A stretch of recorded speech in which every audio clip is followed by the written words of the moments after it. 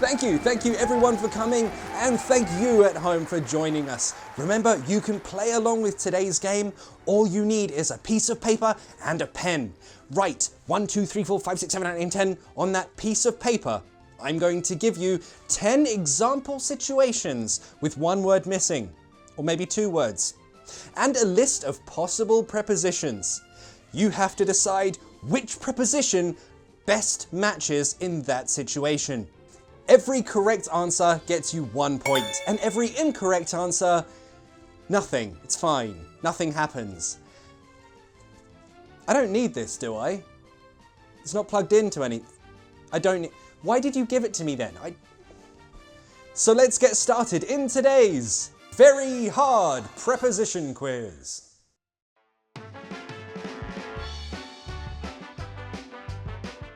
When we describe your ability, your talent, your level, we can say you're good, you're bad, you're rubbish, you're amazing. What? For example, you are so good. What? English. In, at, on, or for. You have 5 seconds to decide.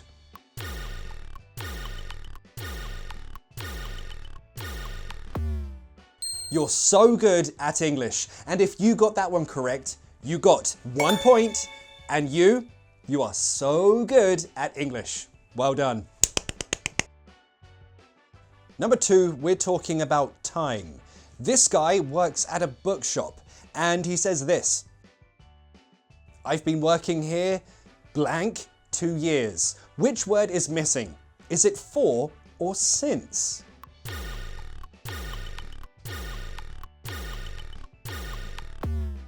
I've been working here for 2 years. Number 3. That sound means there's a bonus attached to this question. If you get this question correct, tell them, Jim, what are they going to win? That's right, Ali. Everyone who answers the next question correctly wins a brand new car. Wow. I want to win that. Oh no! You spent hours doing your work and now the dog has eaten it. Now you have to start again. Which preposition means do something again? Is it through, over, around, or behind?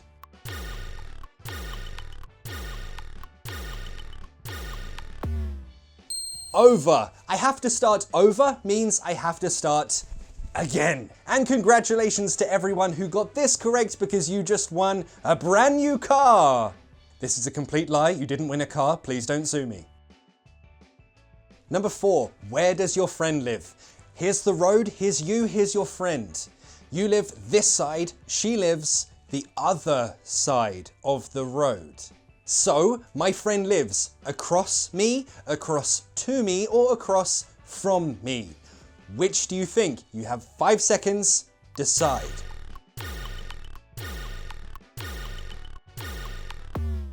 My friend lives across from me. Did you get that correct? Well done if you did. Give yourself 1 point.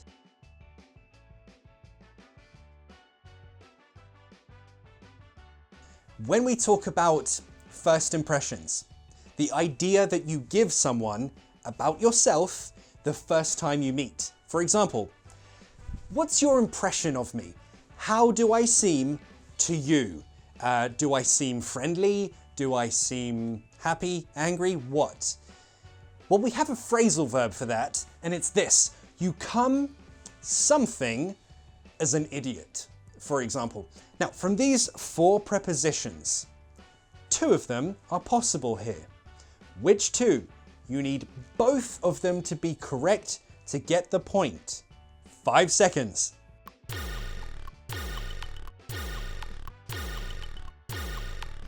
Come off or come across as blah blah blah, whichever impression you get from someone. If you got both of those correct, you get a point. If you only got 1 or none, you didn't get a point. You owe me a Coke.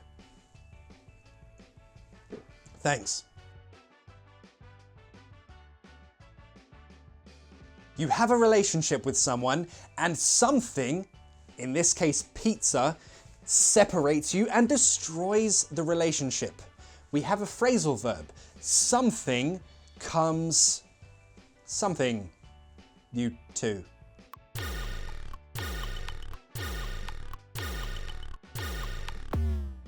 That pizza obsession. It came between us and we broke up. Next, a very useful phrasal verb. Can you imagine that someone doesn't know who Beyoncé is? I mean, I imagine that people like that exist, but it's crazy, no? So, she doesn't know who Beyoncé is, but her friend says, just search for her when you get home.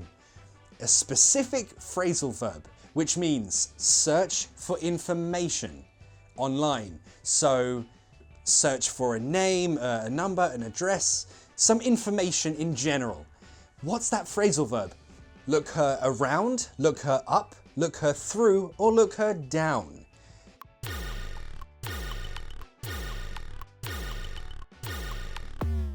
Just look her up when you get home. Let's move on.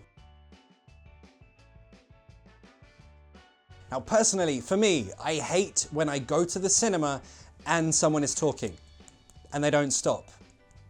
Which preposition can we use when we want to say this guy was talking from the start to the end of a movie? Between, amid, throughout, or during?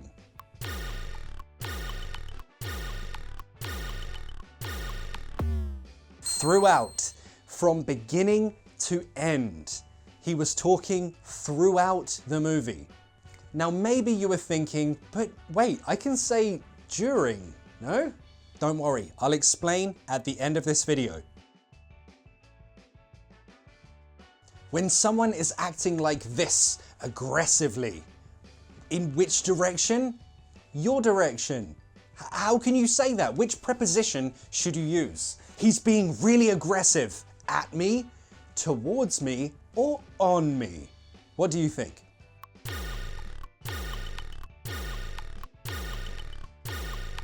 If you got this one correct, well done to you. You are amazing. But if you didn't get it correct, if you got this one wrong, then don't worry. You're very good looking and lots of people like you. And finally, when you have lots of work to finish and then you look at the time, uh-oh, not much time left and I have so much to do. That's the time. Which preposition? Remember, we want to say you are late according to something. You need to do a lot of work, but you don't have much time to do it. Or maybe everyone else has done the work and you are beyond, you are after, or you're behind. Which preposition?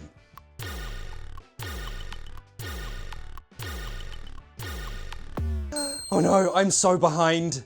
If you got this one correct, that's one more point to your total. Now, count all your total correct answers. How many out of 10 did you get correct?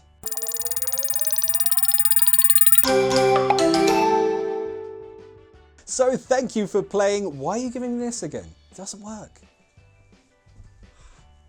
Thank you for playing. How many did you get correct? It's between 1 and 10, remember? If you got between 1 and 3 correct answers, you're a stranger to me. I don't know who you are. Who are you? If you got between 4 and 6 correct answers, I like you, but we're not friends yet.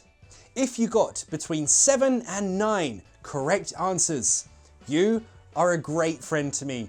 I call you when I'm sad, but I don't tell you all of my secrets. But if you got a perfect 10, a perfect score of 10, we are best friends. Best friends.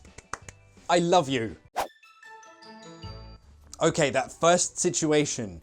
When you describe the level of ability, someone is good, bad, rubbish, amazing. The preposition is at. You're so good at English. For example, me, in school, I was so bad at everything.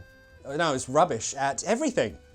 let me know in the comments, what are you good at and what are you rubbish at? Okay, the for and since thing. Very quickly, for is for lengths of time. For example, I've been working here for 2 years, or I've lived here for 6 months, whatever. That's a length of time. But since is for the start of that time. So if you want to use since here, we need to make this a time reference, a point in time. So we could say 2 years ago.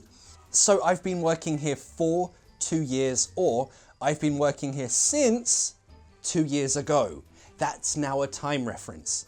You could also use it with a year. So what year is it now? Oh, it's still 2020.